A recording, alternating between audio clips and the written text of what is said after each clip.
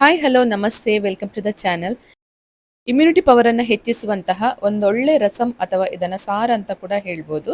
ಇದನ್ನ ನಿಮ್ ಜೊತೆ ಶೇರ್ ಮಾಡ್ತಾ ಇದ್ದೀನಿ. ಬನ್ನಿ ಇದನ್ನ ಹೇಗೆ ಮಾಡೋದು ಅಂತ ನೋಡೋಣ. ಆದ್ರೆ ಅದಕ್ಕಿಂತ ಮುಂಚೆ ನೀವಿನ್ನು ನನ್ನ ಚಾನಲ್ ಅನ್ನು ಸಬ್ಸ್ಕ್ರೈಬ್ ಮಾಡದೆ ನೋಡ್ತಾ ಇದ್ರೆ ಇವಾಗಲೇ ಮಾಡ್ಕೊಳ್ಳಿ. ಹಾಗೆ ಪಕ್ಕದಲ್ಲಿ ಬರುವಂತಹ ಬೆಲ್ ಐಕನ್ ಕೂಡ ಕ್ಲಿಕ್ ಮಾಡಿ. ಇದನ್ನ ಮಾಡೋದಕ್ಕೆ ಮೊದಲಿಗೊಂದು ಕುಟ್ಟಾಣಿಗೆ 1 ಗೆಡ್ಡೆಯಷ್ಟು ಬೆಳ್ಳುಳ್ಳಿಯನ್ನು ಸುಲಿದು ಹಾಕೊಳ್ತಾ ಇದ್ದೀನಿ. ಹಾಗೆ ಅದರ ಜೊತೆಗೆ 2 ಚಮಚ ಆಗುವಷ್ಟು ಕಾಳುಮೆಣಸು ಹಾಕೊಳ್ತಾ ಇದ್ದೀನಿ, ಪೆಪ್ಪರ್ ಹಾಕಿದ್ದೀನಿ. ಈಗ ಇದನ್ನ ಚೆನ್ನಾಗಿ ಗುದ್ಕೊಳ್ಬೇಕು. ಇದು ಸ್ವಲ್ಪ ಕ್ರಷ್ ಮಾಡ್ಕೊಂಡ್ರೆ ಸಾಕು. ಈ ತರ ನೋಡಿ. ಈ ಕುಟ್ಟಾಣಿ ಇಲ್ಲ ಅಂದ್ರೆ ನಿಮ್ಗೆ ಮಿಕ್ಸಿಗೆ ಹಾಕಿ ಕೂಡ ಒಂದ್ 2-3 ಸುತ್ತು ತಿರುಗಿಸ್ಕೊಂಡ್ರೆ ಸಾಕಾಗತ್ತೆ. ಇವಾಗ ನಾವು ಇದನ್ನ ತೆಗೆದು ಒಂದು ತಟ್ಟೆಗೆ ಹಾಕೊಳ್ಬೇಕು. ಇದು ಇವಾಗ ರೆಡಿ ಆಗಿದೆ. ಇದನ್ನ ಇವಾಗ ಬದಿಗೆ ಇಟ್ಕೊಳ್ಳೋಣ. ಇವಾಗ ಗ್ಯಾಸ್ ಸ್ಟವ್ ಅನ್ನು ಆನ್ ಮಾಡಿಕೊಂಡು ಒಂದು ಬಾಣಲೆ ಇಟ್ಕೋಬೇಕು. ಇದಕ್ಕೆ ಇವಾಗ ಒಂದು 2ರಿಂದ 3 ಸ್ಪೂನ್ ಆಗುವಷ್ಟು ಎಣ್ಣೆ ಹಾಕೋಬೇಕು. ಎಣ್ಣೆ ಸ್ವಲ್ಪ ಬಿಸಿ ಆಗಬೇಕು. ಎಣ್ಣೆ ಬಿಸಿ ಆದ ನಂತರ ಇದಕ್ಕೆ 1 ಚಮಚದಷ್ಟು ಸಾಸಿವೆ ಹಾಕೊಳ್ತಾ ಇದ್ದೀನಿ. ಸಾಸಿವೆ ಸ್ವಲ್ಪ ಚಟಪಟ ಅಂತ ಇದ್ದಾಗೆ ಒಂದು ಹಣ್ಣಾದ ಟೊಮೆಟೊವನ್ನು ಕಟ್ ಮಾಡಿ ಹಾಕೊಳ್ಬೇಕು. ಇವಾಗ ಇದಕ್ಕೆ ಸ್ವಲ್ಪ ಕರಿಬೇವಿನ ಸೊಪ್ಪು ಹಾಕೊಳ್ತಾ ಇದ್ದೀನಿ. ಇದನ್ನ ಒಂದು 2 ನಿಮಿಷ ಕೈ ಆಡಿಸ್ಕೊಳ್ಬೇಕು. ಇವಾಗ ಇದಕ್ಕೆ 1/4 ಚಮಚ ಆಗುವಷ್ಟು ಅರಿಶಿನ ಹಾಕೊಂಡು ಇದನ್ನ ಮತ್ತೆ 1 ನಿಮಿಷ ಎಣ್ಣೆಯಲ್ಲೇ ಬಾಡಿಸ್ಕೊಳ್ಬೇಕು ಟೊಮೆಟೊವನ್ನ.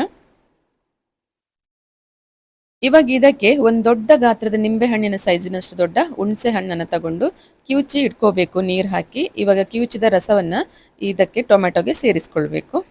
ಇದಕ್ಕೆ ಇವಾಗ ಬೇಕಾದಷ್ಟು ನೀರನ್ನು ಹಾಕೋಬೇಕು. ಹಾಗೆ ಇದಕ್ಕೆ ನಾವು ಗುದ್ದಿ ಇಟ್ಟಂತಹ ಬೆಳ್ಳುಳ್ಳಿ ಮತ್ತೆ ಪೆಪ್ಪರ್ ಅನ್ನ ಸೇರಿಸ್ಕೊಳ್ಬೇಕು. ರುಚಿಗೆ ತಕ್ಕಷ್ಟು ಉಪ್ಪನ್ನು ಹಾಕೋಬೇಕು. ಇವಾಗ ಇದನ್ನ ಚೆನ್ನಾಗಿ ಕುದಿಯೋದಕ್ಕೆ ಬಿಡಬೇಕು. ಇವಾಗ ನೋಡಿ ಇದು ಚೆನ್ನಾಗಿ ಕುದೀತಾ ಇದೆ. ಈ ಟೈಮಲ್ಲಿ ಇದಕ್ಕೆ ಒಂದು 2 ಪೀಸಷ್ಟು ಬೆಲ್ಲ ಹಾಕೊಳ್ತಾ ಇದ್ದೀನಿ. ಬೆಲ್ಲ ಹಾಕೋದ್ರಿಂದ ಸಾರಿನ ರುಚಿ ಹೆಚ್ಚಾಗ್ತದೆ. ಇವಾಗ ಮತ್ತೆ ಇದನ್ನ 1 ನಿಮಿಷ ಕುದಿಸ್ಕೊಂಡು ಕೊನೆಯದಾಗಿ ಇದಕ್ಕೆ ಕೊತ್ತಂಬರಿ ಸೊಪ್ಪು ಸೇರಿಸ್ಕೊಂಡ್ರೆ ಒಂದು ಒಳ್ಳೆ ರಸಂ ರೆಡಿ ಆಗುತ್ತೆ. ಇವಾಗ ಮಳೆಗಾಲಕ್ಕಂತೂ ಎಲ್ಲರೂ ಇದನ್ನ ಮಾಡ್ಕೊಳ್ಳೇಬೇಕು. ಎಲ್ಲರಿಗೂ ಶೀತ ನೆಗಡಿ ಹೆಚ್ಚಾಗತ್ತೆ ಈ ಟೈಮಲ್ಲಿ.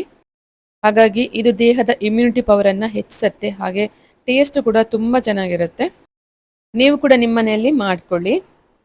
ಇದು ಅನ್ನದ ಜೊತೆಗಂತೂ ಒಳ್ಳೆ ಕಾಂಬಿನೇಷನ್. ವೈಟ್ ರೈಸ್ಗಂತೂ ಹೇಳಿ ಮಾಡಿಸಿದ್ದು ಈ ರಸಂ. ಇದನ್ನ ಲೋಟಕ್ಕೆ ಹಾಕಿ ಕೂಡ ಕುಡಿಬಹುದು. ಈ ರೆಸಿಪಿ ನಿಮ್ಗೆ ಇಷ್ಟ ಆಯ್ತು ಅಂತ ಅನ್ಕೊಳ್ತೀನಿ. ಇಷ್ಟ ಆಗಿದ್ರೆ ಒಂದು ಲೈಕ್ ಕೊಡಿ, ಹಾಗೆ ಕಮೆಂಟ್ ಮಾಡಿ, ಶೇರ್ ಮಾಡಿ. ಮತ್ತೊಂದು ಹೊಸ ರೆಸಿಪಿಯೊಂದಿಗೆ ಮತ್ತೆ ಬರ್ತೀನಿ. ಇಂಟ್ರೆಸ್ಟಿಂಗ್ ರೆಸಿಪೀಸ್ ಆ್ಯಂಡ್ ವಿಡಿಯೋಸ್ಗಾಗಿ ನನ್ನ ಚಾನಲನ್ನು ಸಬ್ಸ್ಕ್ರೈಬ್ ಮಾಡಿಕೊಂಡು ನೋಡಿ. Thank you for watching.